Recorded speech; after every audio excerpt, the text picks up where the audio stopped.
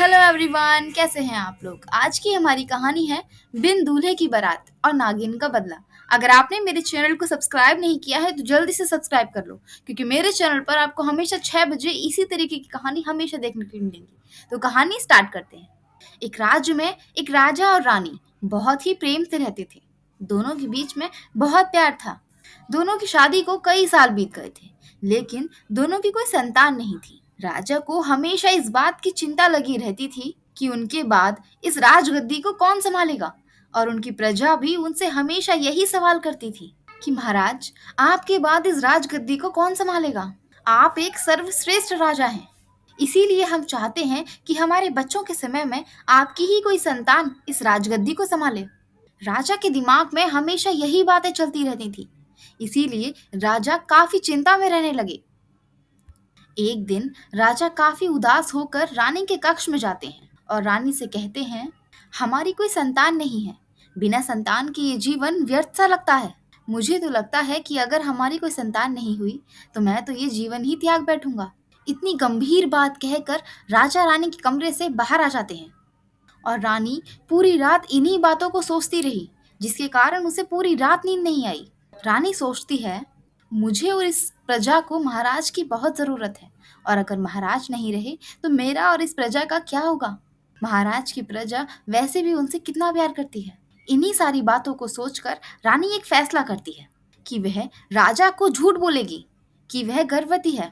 रानी सुबह ही आकर राजा को यह बताती है कि वह गर्भवती है, लेकिन वह राजा को यह भी बताती है कि जब तक उसकी संतान नहीं हो जाती, राजा रानी को देख नहीं सकते। राजा को रानी की यह बात मंजूर थी। अब तो यह बात पूरे राज्य में फैल जाती है कि राजा की कोई संतान आने वाली है। सारी प्रजा बहुत खुश थी। अब 9 महीने बाद रानी अपनी दासियों से कहती है कि वे राजा को जाके बताएं कि उनके यहाँ एक पुत्र ने जन्म लिया है। जैसा जैसा रानी ने बताया था, दासी बिल्कुल वैसा जाकर राजा को बता देती है। राजा को जब ये एक बात का पता चलता है, राजा बहुत खुश होता है और पूरे राज्य में मिठाइयाँ बंटवा देता है। रानी भी अपने महल में झूठी बधाइयाँ बजवा देती है। राजा जब अपने पुत्र का चेहरा देखने आते हैं तो रानी उन्हें कहती है कि पंडित जी ने बताया है कि जब तक आपके पुत्र की शादी नहीं हो जाती, आप अपने पुत्र का चेहरा नहीं देख सकते, वरना हमारे पुत्र पर बहुत बड़ा संकट आ सकता है। राजा को यह बात सुनकर बहुत बुरा लगता है, लेकिन उसे इस बात की खुशी थी कि कम से कम उसे संतान तो हो गई। अब चाहे वे चेहरा उसका अभी देखे या उसकी शादी के बाद, उसे पिता कहलाने का अधिकार तो है। राजा को यह बात भी मंजूर होती है। राजा तो अब बहुत खुश रहने लगा था, लेकिन रानी अब हमेशा चिंता में रहती थी कि कभी ना कभी ये सच्चाई तो सबके सामने आनी ही है कि हमारे कोई संतान नहीं है। अब जैसे जैसे समय बीत रहा था, राजा को लगता था कि उसका बेटा बड़ा हो रहा है और उसे देखने का समय भी नजदीक आता जा रहा है। अब हर राज्य के राजा को यही लगता था कि इस राज्य के राजा का एक बेटा है। वह अपनी पुत्री के विवाह का प्रस्ताव राजा के सामने लेके आते, लेकिन राजा हर किसी से यही बात कहते थे कि आपको मेरे बेटे का बिना चेहरा देखे ही शादी करनी होगी। शादी के बाद ही आप उसका चेहरा देख सकते हैं, क्योंकि उसका चेहरा तो अभी तक मैंने नहीं देखा। यह बात सुनकर सभी रिश्ते वापस हो जाते थे। एक दिन एक राज्य का राजा अपनी पुत्री के विवाह का प्रस्ताव राजा के सामने लेके आता है, और उसको यह बात भी मंजूर थी कि वह दूल्हे का चेहरा देखे बिना ही अपनी पुत्री का विवाह करेगा। विवाह की तारीख पक्की हो जाती है। अब राजा को जितनी खुशी थी, रानी उतनी ही दुखी थी, क्योंकि रानी को यह बात पता थी कि उनकी कोई संतान ही नहीं है, तो शादी वे कराएंगे किसकी। पूरे राज्य में खुशियां मानो किसी ने बिखेर ही दी हो, क्योंकि सबको यही लगता था कि वह दिन नजदीक आ रहा है जिस दिन हमें राजा के पुत्र का चेहरा देखने के लिए मिलेगा। विवाह की तारीख नजदीक आ रही थी। महल में विवाह की तैयारियां जोर शोर से चल रही थी और रानी की चिंता बढ़ती ही जा रही थी। विवाह का दिन आ गया था। बारात ले जाने का समय हो रहा था। रानी को अभी तक कोई सुझाव नहीं सूझा कि वो करे तो करे क्या।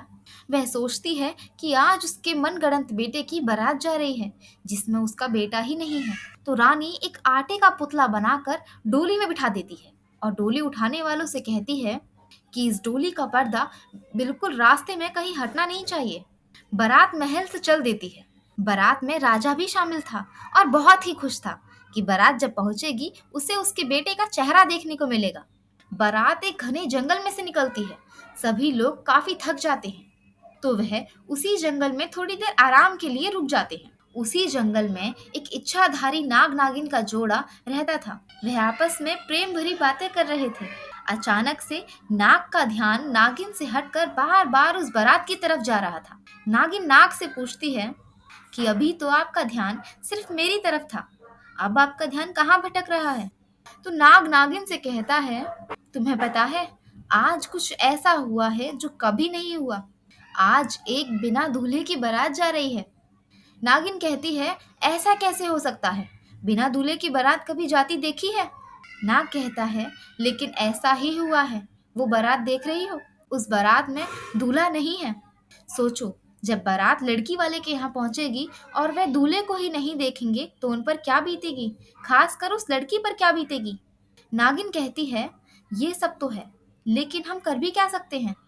तो नाग नागिन से कहता है, अगर तुम चाहो तो इस समस्या का समाधान मेरे पास है। मैं दूल्हा बनकर इस बारात में चला जाता हूँ और शादी हो जाने के बाद तुम्हारे पास वापस आ जाऊंगा। नागिन नाग से कहती है, मुझे यह बात मंजूर है, लेकिन तुम्हें वादा करना होगा, तुम लौट कर जरूर आओगे। नाग नागिन को वादा कर कर वहां से चला जाता है और एक बहुत सुंदर दूल्हा बनकर उस डोली में बैठ जाता है। बारात जब लड़की वाले के यहाँ पहुंचती है और डोली पे से पर्दा उठता है तो सभी दूल्हे को देखकर हैरान हो जाते हैं। राजा जब अपने बेटे को देखते हैं तो उनकी आंखों से आंसू आ जाते हैं।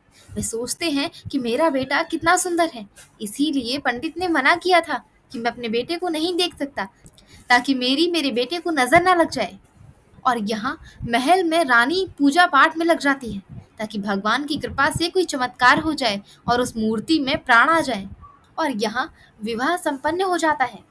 बारात जब वापस आती है तो फिर से वही जंगल पड़ता है। बारात कुछ देर के लिए वहीं रुक जाती है।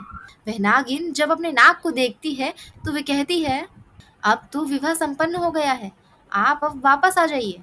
तो नाग नागिन से कहता है कि सोचो, इस लड़की को जब अपने ससुराल में उसका पति नहीं मिलेगा तो इस पर क्या बीतेगी। मुझे तुम 2 दिन का समय और दो, मैं तुम्हारे पास 2 दिन बाद वापस आ जाऊंगा। नागिन मान जाती है। बारात जब महल में वापस आती है और रानी जब अपने पुत्र को देखती है तो उसकी खुशी का तो ठिकाना ही ना रहा। वे भगवान का धन्यवाद करती है। अब राजा रानी उस नाग को अपना पुत्र समझकर बहुत प्यार करते हैं और नाग की पत्नी यह सोचकर कि उसका पति कितना सुंदर है उसे बहुत प्यार करती है। इतना सारा प्यार मिलने के बाद नाग अपनी नागिन को तो भूल ही जाता है और बहुत आराम से उस महल में रहता है। कई दिन बीत जाते हैं, लेकिन नाग अपनी नागिन के पास वापस नहीं जाता। और यहाँ नागिन को बहुत चिंता होती है कि उसका नाग तो 2 दिन बोलकर गया था और आज कितने सारे दिन हो गए हैं, उसका नाग अभी तक नहीं लौटा। वह सोचती है कि जरूर उस लड़की ने अपने प्रेम जाल में मेरे नाग को फंसा लिया है, इसीलिए वह वापस नहीं आ रहा। करीब 15 दिन बीत जाने के बाद में नागिन को बहुत गुस्सा आता है कि उसके पति ने उसको धोखा दिया है। नागिन ये फैसला करती है कि वो महल जाएगी और सारे मामले की जांच करेगी। नागिन महल के लिए चल देती है। कई दूर आ जाने के बाद नागिन को महल के पास एक नदी दिखाई देती है जिसे पार कर कर ही महल था। अब नागिन सोचती है कि अगर मैं इस नदी में गई तो मेरी मौत हो जाएगी। वहाँ कई देर सोचने के बाद नागिन को एक पतला सा रास्ता दिखाई देता है। नागिन उसी रास्ते पर चल देती है और महल में पहुंच जाती है। काफी ढूंढने के बाद नागिन को वह कमरा मिलता है जहां उसका नाग अपनी पत्नी के साथ सो रहा था। नागिन जब उस कमरे में जाती है तो उसकी नजर अपने नाग पर पड़ती है जो अपनी पत्नी के साथ सो रहा था। नागिन को उन दोनों को देखकर बहुत गुस्सा आता है। वह सोचती है कि मुझे वहां अकेला छोड़कर ये अपनी पत्नी के साथ यहाँ सो रहा है। जैसे ही वह उस नाग को खाने जाती है, वह सोचती है कि अगर मैंने इसे खा लिया तो इसकी पत्नी भी मेरी तरह हो जाएगी, बिना पति के। और अगर मैं इसे छोड़कर इस लड़की को खा लेती हूँ तो मेरा नाग इस लड़की से इतना प्रेम करता है कि वह इसकी याद में अपने प्राण भी त्याग सकता है। नागिन बहुत दुविधा में थी कि वह करे तो करे क्या। नागिन सोचती है कि इन दोनों के बीच में एक मैं ही हूँ जो इनके रास्ते का कांटा बनी हुई हूँ। अगर मैं ही अपने प्राण त्याग दूं तो इनका जीवन बहुत खुशी से बीतेगा। नागिन वहीं अपना फन पटक पटक कर मर जाती है। अगली सुबह जब नाग अपनी नागिन को देखता है तो उसे गले से लगाकर बहुत रोता है। कहानी अगर अच्छी लगी है तो लाइक करें, शेयर करें, कमेंट करें और अगर सब्सक्राइब नहीं किया है तो जल्दी से सब्सक्राइब कर लो, क्योंकि मेरे चैनल पर आपको हमेशा ऐसी कहानी देखने के लिए मिलेंगी। तो मिलते हैं अगली कहानी में, तब तक के लिए राधे राधे।